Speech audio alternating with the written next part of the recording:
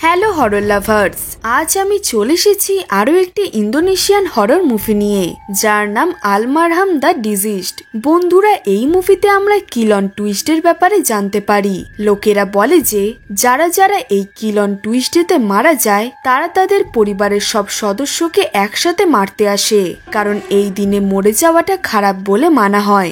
বন্ধুরা, এই মুভির মেন ক্যারেক্টারের পরিবার কি এইসব থেকে বাঁচতে পারবে? আদেও এই রিচুয়ালগুলো সত্যি নাকি মিথ্যে, এই সব আমরা আজকের মুভিতে জানতে পারবো। তো বন্ধুরা, এই ভিডিওটা শেষ পর্যন্ত দেখার অনুরোধ রইল। তোমরা যদি আমার চ্যানেলে নতুন হয়ে থাকো তাহলে অবশ্যই আমার চ্যানেলটিকে সাবস্ক্রাইব করে দিও, আর ভিডিওতে লাইক করতে একদমই ভুলো না। তো চলো তাহলে শুরু করা যাক আজকের মুভি।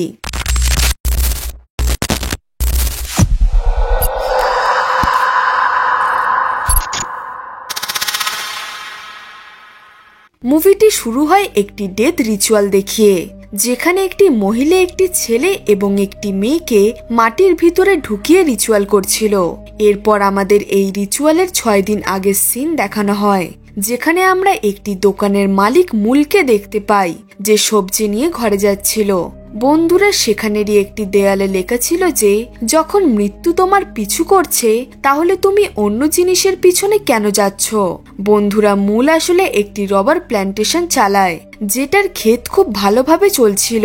আমরা জানতে পারি যে সেই গ্রামের হেড হচ্ছে মাস্টার বুদি, যে এত সুন্দর ক্ষেতের রহস্য জানতে চায় যাতে সে বাকি লোকেদের এই ব্যাপারে বলতে পারে, কারণ তার ক্ষেত ভালো চলছিল না। কিন্তু মূল বুদিকে কিছু না বলেই সেখান থেকে চলে যায়। রাস্তায় তার সাথে একটি ট্রাকের ধাক্কা লাগতে যায়, সে খুবই কষ্টে বেঁচে যায়। সেই ট্রাকে লেখা ছিল যে আমি তোমাকে আমন্ত্রণ করছি। বন্ধুরা, মূলের 3টি বাচ্চা আছে, শেষা, নুরি আর ইয়ান্ডা। শেষা হচ্ছে সবচেয়ে বড়, যে একজন ডাক্তার। এরপর হচ্ছে নুরি, যে ইঞ্জিনিয়ারিং পড়ছে, আর সে খুবই তাড়াতাড়ি গ্র্যাজুয়েট কমপ্লিট করতে চলেছে। সবচেয়ে ছোট হচ্ছে ইয়ান্ডা। নুরির গ্র্যাজুয়েশন যেহেতু কমপ্লিট হতে যাচ্ছিল, এই জন্য মূল অনেক বেশি খুশি ছিল।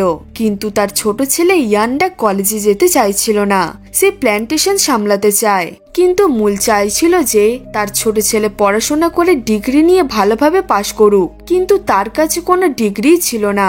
আর লোকেরা যাদের কাছে ডিগ্রি থাকে না তাদের ব্যাপারে তারা একদমই ভালো ভাবতো না। বন্ধুরা, আমি আগেই বলে দিই যে মূলের একটি মিসো আছে, যার নাম এজাং। কিন্তু বন্ধুরা, অবাক ব্যাপার হলো এখন হচ্ছে গরম, কিন্তু মূলের ঠান্ডা লাগছিল। এজাং মূলকে বলে যে আমি সব ঠিক করে দিয়েছি। এরপর মূল তার স্ত্রীর সাথে কথা বলে। মূল নিজের ছোট ছেলে ইয়ান্ডাকে নিয়ে অনেক চিন্তায় ছিল, কারণ যাদের কাছে ডিগ্রি নেই তাদের লোকেরা একদমই পছন্দ করত না। মূল চাইছিল যে তার ছেলে প্ল্যান্টেশন দেখার আগে সে যেন গ্র্যাজুয়েশন পাশ করে, এরপর নয় সে প্ল্যান্টেশন চালাবে যখন মূল মারা যাবে। এটা শুনে মূলের স্ত্রী তাকে এইসব নিয়ে মজা করতে বারণ করে। তখনই হঠাৎ মূলের বুকে ব্যথা শুরু হয়ে যায়, সেই জন্য সে শ্বাস নিতে পারছিল না, আর আস্তে আস্তে তার অবস্থা খুবই খারাপ হয়ে যাচ্ছিল। মূল এখন সুস্থ থাকতে চাইছিল, কারণ কাল তার মেয়ে নুরির গ্র্যাজুয়েশন ডে ছিল, যেখানে তারা যাবে। এরপর চলে আসে পরের দিন, অর্থাৎ কিল অন টুইসডে। আমরা দেখতে পাই যে মূল চান করতে গেছে, আর গরম জলের জন্য গিজারটা খোলাই ছিল। তখনই হঠাৎ তার বুকে ব্যথা শুরু হয়ে যায়, আর আমরা দেখতে পাই যে গিজারে স্পার্কিং হতে লাগে এবং পুরো বাথরুম গরম জলে ভরে যায়। সেই জলে কারেন্টও ছিল, আর যখন মূল সেই জলে পা রাখে তখনই তার জোরে ঝটকা লাগে, এর ফলে তার সেখানেই মৃত্যু হয়ে যায়। বন্ধুরা, মূল কিল অন টুইসডেতে মরেছিল। এই দিনের মৃত্যুটাকে কেউই ভালোভাবে ধরে না। লোকেরা বলে যে কিল অন টুইসডেতে যদি কেউ মরে তাহলে সে তার পরিবারের সদস্যদেরও নিজের সাথে নিতে আসে, যেটা ব্যাড লাকের সাইন বলে মানা হয়। মূলের মৃত্যুর ফলে তার পরিবার পুরো ভেঙে যায়, তারা আগের স্মৃতি মনে করতে লাগে। বন্ধুরা, মূলের একটি ভাইও ছিল, যার নাম সুরিয়া, আর সেও তার দাদার মৃত্যুতে খুবই ভেঙে পড়ে। এরপর আমরা দেখতে পাই সেই গ্রামের হেড অর্থাৎ বুদিকে, যে ইয়ান্ডাকে বলে যে তোমার বাবার মৃত্যু যেহেতু কিল অন টুইসডেতে হয়েছে, এই জন্য তাদের একটি রিচুয়াল করতে হবে যাতে তাদের পরিবারের সদস্যরা সুরক্ষিত থাকতে পারে, নয়তো 5 দিনের মাথায় সবাই মরে যাবে। এই রিচুয়াল অনুযায়ী যখন মূলের লাশ নিয়ে যাওয়া হবে তখন তার পরিবারের সদস্যদের রাস্তায় প্লেট ভাঙতে ভাঙতে যেতে হবে, কিন্তু যেহেতু শেষে সায়েন্সে বিশ্বাস করে এই জন্য সে এই রিচুয়াল করতে মানা করে দেয়, কিন্তু নুরি এই রিচুয়ালটা করতে রাজি হয়ে যায়, কারণ এই রিচুয়ালটা করলে নিশ্চয়ই কোনো ক্ষতি হবে না। শেষা মানা করার পরেও এই রিচুয়ালটি মূলের স্ত্রী নুরি আর ইয়ান্ডা করে, কিন্তু সেই রিচুয়ালটি শুরু করার আগেই তাদের মায়ের শরীর খারাপ হয়ে যায়। এই জন্য শেষা তাকে নিজের সাথে রাখে। আর এখন এই রিচুয়ালটি শুধু নুরি আর ইয়ান্ডাই করে। তারা রাস্তায় প্লেট ভাঙতে ভাঙতে যাচ্ছিল আর রাস্তায় ফুলের সাথে অনেক পয়সাও ফেলছিল। এরপর আমরা দেখতে পাই কবরস্থানে মূলকে দাফন করার জন্য সুরিয়া সাহায্য করছিল। এরপর সুরিয়া শেষা আর ইয়ান্ডা মূলকে দাফন করে দেয়। মূলের স্ত্রী খুবই ভেঙে পড়েছিল, সে মূলের সাথে যেতে চাইছিল। এরপর আমরা পরের দিনের সিন দেখতে পাই, যেখানে মূলকে দাফন করার পর সবাই প্রেয়ার্স পড়ছিল। তখনই মূলের স্ত্রী মূলের কণ্ঠস্বর শুনতে পায় যে তাকে তার নাম ধরে ডাকছিল। তার গলা পেয়ে মূলের স্ত্রী তার সাথে যাবে বলে চিৎকার করতে থাকে। তখনই নুরি এসে তার মাকে সামলায় আর সে তার মাকে বোঝাতে লাগে যে বাবা আর নেই, কিন্তু মূলের স্ত্রী মূলকে যে কোনোভাবে খুঁজে বার করতে চাইছিল। তখনই নুরি তার মাকে ঘরে নিয়ে গিয়ে শুয়ে দেয়, কিন্তু মূলের স্ত্রী এত ভয় পেয়ে গিয়েছিল যে সে নুরিকে তার সাথেই থাকতে বলে। এখন রাত 12টা বাজে। তাদের ফ্যামিলি ফটো নিজে থেকেই পড়ে যায়, যার ফলে নুরি চোখ খোলে। সে তার মাকে ঘুমাতে দেখে সেখান থেকে সে বাইরে বেরোয়, কিন্তু নুরি সেখান থেকে চলে যেতেই সেখানের ক্যান্ডেলসগুলো নিভে যায়। এরপর নুরি বাইরে যেতে বাসনের শব্দ শুনতে পায়, কিন্তু সে সেখানে যেতে কিছুই দেখতে পায় না। তখনই বাথরুম থেকে জল পড়ার শব্দ আসতে লাগে, আর ঠিক সেই সময় বাথরুম থেকে ইয়ান্ডা বেরোয়, যাকে নুরি সব কথা বলে, যে তার মা একই কথা বলছিল যে তার বাবা এখানেই আছে এই ঘরে, আর তাদেরকে তার বাবা নিশ্চয়ই নিতে আসবে। ইয়ান্ডার কথা অনুযায়ী তাদের উচিত ছিল যে সবাইকে সেই রিচুয়াল একসাথে করা, কারণ তাদের বাবা ভালো দিনে মারা যাননি, আর এজাংও এই কথায় একমত ছিল। তখনই সেখানে শেষা চলে আসে, যার কথা অনুযায়ী তাদের মা এখন খারাপ সময় দিয়ে যাচ্ছে। এর ফলে সে আমাদের বাবার গলা শুনতে পাচ্ছিল। শেষা চাইছিল না যে তার ভাই বোন যেন এইসব রিচুয়াল না করে। আমরা জানতে পারি যে শেষাকে খুবই শীঘ্রই হোস্টেলে যেতে হবে, কারণ সেখানে অনেক পেশেন্ট আছে। এই কথাটা শুনে সেখান থেকে ইয়ান্ডা রেগে চলে যায়। সবাই সেখান থেকে চলে যাওয়ার পর আমরা নুরির পিছনে তার বাবার লাশকে দাঁড়িয়ে থাকতে দেখতে পাই। দ্বিতীয় দিন যখন নুরি চান করে বাইরে আসে, তখন সে রুমে তার মাকে দেখতে পায় না। তখনই এজাং আর নুরি তাকে রাস্তায় পড়ে থাকতে দেখতে পায়। তাদের চিৎকারের শব্দ শুনে সেখানে শেষাও আসে। আমরা দেখতে পাই যে একটি ট্রাক নুরির মাকে ধাক্কা মারতেই যাচ্ছিল। তখনই তারা সবাই তাদের মাকে সেখান থেকে টেনে সরিয়ে নেয়। এর ফলে তার জান বেঁচে যায়। আর বন্ধুরা, এটা সেই ট্রাকটাই ছিল যেখানে লেখা ছিল, আমি তোমাকে আমন্ত্রণ করছি। এরপর বুদি ইয়ান্ডাকে বোঝায় যে এই সব কিছু তার বাবার মৃত্যুর সাথে জড়িত আছে, আর এটা তাদের থামাতেই হবে। এরপর আমরা দেখতে পাই এই গরমে নুরির মায়ের ঠান্ডা লাগছে, কিন্তু তার মা বলে যে আমার কাছে একটি ভালো এবং একটি খারাপ খবর আছে। খারাপ খবরটি হচ্ছে যে সে তাদের খুবই তাড়াতাড়ি ছেড়ে চলে যেতে চলেছে, আর ভালো খবর শোনানোর সময় সে খুবই অদ্ভুতভাবে হাসে আর বলে যে সে আমাদের সাথে নিয়ে যাবে। এটা শুনে নুরি আর এজাং চিন্তায় পড়ে যায়। সন্ধেবেলায় তারা তিনজন কথা বলতে থাকে। নুরি তার মায়ের কথাগুলো তার দুই ভাইকে শোনায়। ইয়ান্ডা এখানে তাদের বোঝাতে লাগে যে এই সবকিছু তাদের বাবার মৃত্যুর সাথে জড়িত, কিন্তু শেষা বিশ্বাস করে না, কারণ সে জানতো যে তার বাবার শত্রু হচ্ছে বুদি, আর একটি সময় সে সামান হতে চাইতো। আমরা দেখি যে তাদের মায়ের বডি টেম্পারেচার একদম নর্মাল ছিল, কিন্তু তাও তাদের মাকে নিয়ে ভয় হচ্ছিল তাদের। এই ব্যাপারটা শেষাও বুঝতে পারে না। এর পরের দিন আমরা নুরিকে তার মায়ের সাথে কথা বলতে দেখতে পাই। এখানে নুরির মা ভয় পাচ্ছিল যে তাদের যেন না কোনো গড়বড় হয়ে যায়। তখনই সেখানে শেষে এসে বলে যে আমাকে খুবই শীঘ্রই হোস্টেলে যেতে হবে, কারণ সেখানে অনেক পেশেন্ট আছে। যেটা শুনে তার মাও রাজি হয়ে যায়, আর সে নিজের খেয়াল নিজেই রাখবে বলে। সেই দিন রাতে যখন নুরির মা প্রেয়ার পড়ছিল, তখন তাদের ঘরে কাজ হচ্ছিল, আর দেওয়ালে ঠোক্কর লাগার পর পাখাটি ঢিলা হয়ে যায়। আমরা দেখতে পাই যখন নুরির মা প্রেয়ার করছিল, তখন তার পিছনে থাকা আয়নাতে মূলের লাশ দাঁড়িয়েছিল। প্রেয়ার করার পর নুরির মা পাখাটি অফ করতে যায়, কিন্তু সেই পাখা বন্ধ হয় না। তখনই বাইরে থেকে সে কিছু শব্দ শুনতে পায়। সে যখন বাইরে দেখে তখন ভিতরে থাকা জানলা নিজে থেকেই খুলে যায়, আর সেই জানলায় তার বরের লাশ ঝুলছিল, যেটা দেখে সে ভয়তে মাটিতে পড়ে যায়। তখনই উপর থেকে পাখাটি পড়ে যায়, যার ফলে তার চেহারা খুবই বাজেভাবে নষ্ট হয়ে যায়, আর তার সেখানেই মৃত্যু হয়ে যায়। 3 দিনের মধ্যেই তাদের বাবা মা মারা গেল। এটা দেখে বুদি ইয়ান্ডাকে পাশের গ্রামে গিয়ে একটি শামানের সাথে দেখা করতে বলে, যে তাদের সাহায্য করতে পারবে। এরপর নুরিও সেসাকে বোঝায়, কারণ এটা কোনো নর্মাল ব্যাপার নয়। আর মরার আগে তাদের মা বলেছিল যে সে জানে যে সে তাদের ছেড়ে খুবই তাড়াতাড়ি চলে যাবে, আর সে তাকে তার সাথে নিয়ে যাবে। এখানে এইসব নিয়ে তাদের মধ্যে ঝামেলা লেগে যায়। শেষে তার ছোট ভাই ইয়ান্ডাকে বোঝাতে লাগে যে আমি একজন ডাক্তার ঠিকই, কিন্তু আমি বলতে পারবো না যে কে কবে মারা যাবে, কারণ এই সবকিছু ভগবানের হাতে আছে। এরপর নুরি তার ভাইদের শান্ত করে। রাতে নুরি তার মায়ের লাশের পাশেই শুয়েছিল। এরপর রাত যখন 12টা, তখন নুরির চোখ খোলে। সে দেখতে পায় যে তার মায়ের লাশ তার পাশেই বসেছিল, আর এক পলকের মধ্যেই সে গায়েব হয়ে যায়। হঠাৎই তার মা এসে তাকে চেপে ধরে।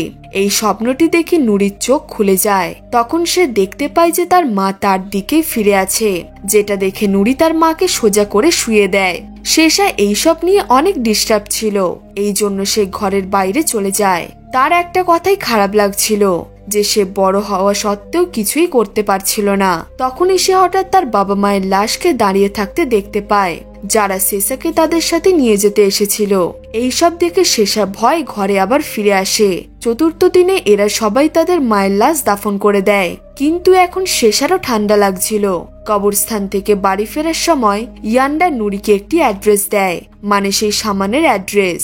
ইয়ান্ডা নুরিকে তার সাথে যেতে বলে, কারণ তারা জানতো যে তাদের বাবা এখন থামবে না, কারণ শেষে সেই রিচুয়াল করেনি। এই জন্য এখন শেষে বেশি বিপদে আছে, আর হয়তো তারা তাদের দাদাকে বাঁচিয়ে নিতে পারবে। এই জন্য তারা দুজন শামানের ঘরের উদ্দেশ্যে বেরিয়ে পড়ে।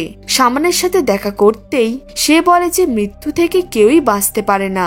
এইদিকে ঘরে আমরা দেখতে পাই শেষা এখনো তার বাবা মায়ের গলা শুনতে পাচ্ছিল, আর এরপর সে আয়নায় তার মাকে দাঁড়িয়ে থাকতে দেখতে পায়, যে কিছুক্ষণ পর আবার গায়েব হয়ে যায়।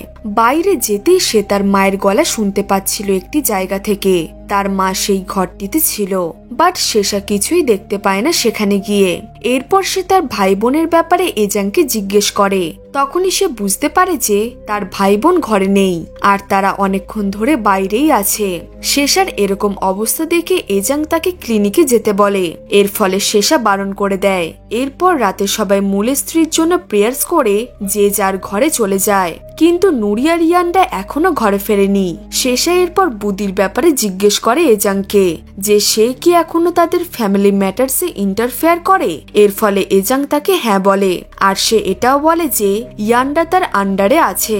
এরপর শেষে তাদের সব রুম চেক করে। তখনই সে একটি বিছানার নিচে একটি জিনিস দেখতে পায়, যেটা দেখে সে অনেক ভয় পেয়ে যায়, কিন্তু সেখানে আসলে কিছুই ছিল না। এরপর সে বিছানার নিচে একটি পুঁটলি দেখতে পায়, যেটাতে কবরের মাটি বাঁধা ছিল, যেটার ফটো তুলে সে নুরিকে পাঠিয়ে দেয়। তখনই সেখানে দরজা নিজে থেকেই খুলে যায়, আর শেষে একটি লাশকে দাঁড়িয়ে থাকতে দেখতে পায়, যেটা একটু পর গায়েব হয়ে যায়। এরপর সে জানালা থেকে তার বাবাকে যেতে দেখতে পায়, যার পিছু করতে করতে শেষা জঙ্গলে চলে যায়। কিন্তু তখনই তার সামনে তার মায়ের আত্মা চলে আসে, যার চেহারা খুবই বাজেভাবে নষ্ট হয়ে গিয়েছিল, আর তাকে দেখতে অনেক ভয়ানক লাগছিল। ভয়তে শেষা সেখান থেকে পালিয়ে যায়, কিন্তু অ্যানিমাল ট্র্যাপে তার পা ফেঁসে যায়, যেটা থেকে তার পা বার করতে তার অনেক চোট লাগে। আর রক্ত বন্ধ করার জন্য শেষা নিজের পায়ে একটি কাপড় বেঁধে নেয়। অন্যদিকে নুরি শেষার গায়েব হয়ে যাওয়ার খবর পায়। এর সাথে সে সেই ফটোটি দেখতে পায়, যেটা শেষা তাকে পাঠিয়েছিল। এরপর ইয়ান্ডা আর নুরি ঘরে আসতে লাগে। এইদিকে শেষা রাস্তায় একটি ট্রাক দেখতে পায়, যেটার কাছে সে ক্লিনিকে যাওয়ার জন্য সাহায্য চায়। আর বন্ধুরা, এটা সেই ট্রাকটাই ছিল। সেই ট্রাকটি শেষাকে ক্লিনিকে ছেড়ে দেয়। এইদিকে ঘরে সবাই শেষাকে খুঁজতে লাগে, কিন্তু শেষা ক্লিনিকে ঠান্ডা থাকার ফলে সে এসে স্ট্রেচারে শুয়ে পড়ে। আর যখন তার চোখ খোলে তখন সে দেখতে পায় যে তার বাবা মা তাকে নিয়ে যাচ্ছে। এরপর শেষা অজ্ঞান হয়ে যায় আর এরপর তার চোখ খোলে মর্গে, যেখানে সব লাশ জ্যান্ত হয়ে তার দিকে এগোতে লাগে। এই সবের জন্য সে ভয় নিচে পড়ে যায় আর একটি লোহার নল তার শরীরে ঢুকে যায়। অন্যদিকে ঘরে বুদির কাছে কল আসে আর তারা জানতে পারে যে শেষা ক্লিনিকে আছে। সেখানে গিয়ে তারা জানতে পারে যে শেষা মারা গেছে, অনেকটা রক্তক্ষরণ হওয়ার ফলে সে মারা গেছে। পঞ্চম দিনে শেষাকেও দাফন করে দেওয়া হয়। তাদের বলতে গেলে পুরো পরিবার শেষ হয়ে গেল এখন, আর এখন শুধু দুজন লোকই বেঁচে আছে, নুরি আর ইয়ান্ডা। এখানে সুরিয়া তাদের সাহস দিতে লাগে আর তাদের স্ট্রং থাকতে বলে। দুই ভাই বোনের তাদের বড় ভাইয়ের মৃত্যুর কষ্ট ছিল, কারণ তারা শেষাকে এই রিচুয়াল করতে বলেছিল, কিন্তু শেষা মানেনি। নুরি খুবই বাজেভাবে কাঁদতে লাগে, যাকে এজাং এসে সামলায়। ইয়ান্ডাও অনেক কষ্ট পাচ্ছিল, কারণ সে যদি শেষাকে বাঁচিয়ে নিতে পারত। এরা দুজন ভাই বোন খুবই ভেঙে পড়েছিল, কিন্তু বন্ধুরা এবার নুরিরও ঠান্ডা লাগছিল। আর তখনই তার মনে পড়ে যে মরার আগে তার ভাই এবং মায়েরও ঠান্ডা লাগছিল। এরপর নুরি সেই পুঁটলিটা খুঁজে বের করে, যেটা শেষা ফোনে পাঠিয়েছিল। আর অনেক খোঁজার পর নুরি বিছানার নিচে সেটা পেয়ে যায়। বন্ধুরা এই পুঁটলিটা প্রত্যেকটা রুমে রাখা ছিল, যেগুলো নিয়ে তারা সামানের কাছে যায়। ইয়ান্ডা জানতে চায় যে আমরা তো রিচুয়াল করেছিলাম, তাহলে নুরির অবস্থা এরম হলো কেন? তখনই সেই সামান বলে যে কবরের মাটি খুঁজে পাওয়া একদমই ভালো সংকেত না। সেই সামান তাদের জিজ্ঞেস করে যে এই মাটি তাদের ঘরে কতদিন আছে, কিন্তু তারা কিছুই বলতে পারে না। তখনই সামান বলে যে এটা থামানোর একটি উপায় আছে, যেটা করার জন্য তাদেরকে রক্ত দিতে হবে। এইসব থামানোর জন্য তাদের তাপাপান্ডাম রিচুয়াল করতে হবে, যেটা সেই রাতেই করতে হবে। বন্ধুরা এখানেই আসে একটি টুইস্ট, কারণ কেউ একজন তাদের ঘরে মৃত্যুকে পাঠিয়েছিল, আর এই রিচুয়ালটা করলে যে তাদের কাছে মৃত্যু পাঠিয়েছিল সে তাদের দিকে ফিরে যাবে। এরপর সামান তাদের দুই ভাই বোনের রক্ত নিয়ে রিচুয়াল শুরু করে দেয়। আর এটা মুভির শুরুতে দেখানো সেই সিনটা, যখন আমরা সামানকে রিচুয়াল করতে দেখেছিলাম। সে নুরি আর ইয়ান্ডাকে মাটিতে পুরো ঢুকিয়ে দিয়েছিল, কিন্তু রিচুয়ালের মধ্যে নুরি খুব জোরে চিৎকার করে, কারণ সেখানে সে নিজের মৃত্যুকে দেখতে পাচ্ছিল। ভয়তে নুরি সেখান থেকে বাইরে বেরিয়ে পালিয়ে যায়, আর জঙ্গলেও মৃত্যু তার পিছু করতে থাকে, যে তাকে খুবই বাজেভাবে ভয় দেখাতে থাকে। আর এখানেই একটি রহস্য খুলে যায়, কারণ মৃত্যুকে তাদের কাছে পাঠিয়েছিল তাদের কাকা সুরিয়া। কারণ সুরিয়ার স্ত্রী মারা যাওয়ার পর মূল তাকে কথা দিয়েছিল যে সে এজাং এর ভালোভাবে খেয়াল রাখবে আর তাকে কলেজে পড়িয়ে গ্র্যাজুয়েট পাশ করাবে। কিন্তু মূল ছিল একজন অলস প্রকৃতির মানুষ, আর মূল কখনোই এজাংকে কলেজে যেতে দেয়নি, বরং তাকে মূল তাদের ঘরের ঘোড়া দেখাশোনা করার কাজ দেয়। এই জন্যই সুরিয়া মৃত্যুর রিচুয়াল মূলের উপর করেছিল। আর এজাং সেই কবরের মাটি বাঁধা পুটলিটা তাদের ঘরের বিছানার নিচে রেখে দিয়েছিল। অর্থাৎ এতদিন যেটা সবাই বিশ্বাস করত যে কিলন টুইস্টে এইসব আসলে কিছুই হয় না, সামানটি এখনো সে রিচুয়াল করেই যাচ্ছিল। এইবার মৃত্যু সুরিয়ার ঘরে যায় আর আলমারির উপরে থাকা অ্যাসিডটি তার মুখে ফেলে দেয়, যার ফলে তার খুবই ভয়ানক ভাবে মৃত্যু হয়ে যায়। কিন্তু বন্ধুরা এখনো সেই রিচুয়ালটি পুরো হয়নি, কারণ এজাং এখনো বেঁচে ছিল। এরপর যখন সে ঘরে ফেরে তখনই সেই ঘোড়াগুলো ছটফট করে সেখান থেকে পালাতে থাকে, যার ফলে ঘোড়ার দড়িগুলি এজাং এর পায়ে জড়িয়ে যায়। আর এরপর সেই ঘোড়াগুলি বেঁধে তাদের জঙ্গলের কাছে নিয়ে যেতে লাগে, যেখানে একটি গাছের ডাল এজাং এর মুখের ভিতরে ঢুকে যায়। এর ফলে তার মৃত্যু হয়ে যায়। বন্ধুরা এখন সেই রিচুয়ালটি শেষ হয়ে গিয়েছিল এবং ইয়ান্ডা আর নুরি শেষ পর্যন্ত বেঁচে যায়। কিন্তু কথা হচ্ছে যে তারা কি জন্য বেঁচে আছে, সেই প্লেট ভাঙার জন্য নাকি এই সামানের করা রিচুয়ালের জন্য? বন্ধুরা এখনো সেই টুইস্ট শেষ হয়নি, কারণ মুভির শেষ সিনে আমরা বুদি অর্থাৎ এই গ্রামের প্রধানকে সেই সামানের ঘরে দেখতে পাই, যে সামানকে দেখে হাসে। বন্ধুরা এবার তোমরাই বলো যে আসলে এই রিচুয়ালটি কে করিয়েছে, বুদি নাকি সুরিয়া? আমার মতে এই রিচুয়ালটি বুদি সামানের সাথে মিলে করেছিল। এই ব্যাপারে সে সুরিয়াকেও বলেছিল, কারণ বুদি জানতো যে তাদের দুই ভাইয়ের মধ্যে অতটা ভালো বন্ডিং ছিল না, আর মূল তার এত সুন্দর ক্ষেতের রহস্য বুদিকে বলছিল না। এই জন্যই বুদি এই রিচুয়ালটি সুরিয়াকে কনফার্ম করতে বলেছিল, যাতে সে বদলা নিতে পারে। তো বন্ধুরা এটাই ছিল আজকের মুভির এক্সপ্লেনেশন। নোটিফিকেশন। আশা করি তোমাদের এই গল্পটা অনেক ভালো লাগবে। গল্পটি ভালো লাগলে একটা লাইক করে দিও। এরকম আরো মুভির গল্প দেখার জন্য আমাদের চ্যানেলটিকে সাবস্ক্রাইব করে পাশে থাকা বেল আইকনটি প্রেস করে দিও, যাতে এই রকম ইন্টারেস্টিং এবং হরর মুভির নোটিফিকেশন তোমার কাছে সবার থেকে আগে যায়। তো চলো বন্ধুরা, দেখা হচ্ছে পরের গল্পে।